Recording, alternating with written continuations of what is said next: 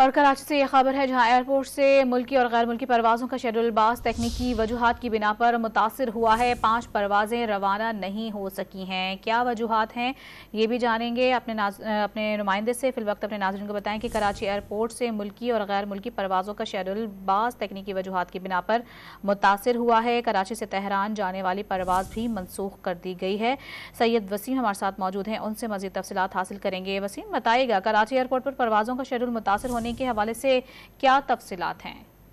जी बिल्कुल, देखें बुरी तरीके से शेड्यूल मुतासिर हुआ है। तकनीकी वजूहात बताया जा रहा है जिन्ना इंटरनेशनल एयरपोर्ट की जानिब से तकनीकी वजूहात की बिना पर परवाजों का शेड्यूल मुतासिर हुआ है।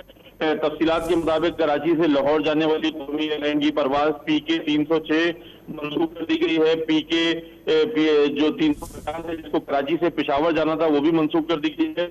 इस्लामाबाद जाने वाली परवाज PK 370 को मनसूख कर दिया गया है। इसी के साथ तेहरान जाने वाली परवाज भी मनसूख की गई है।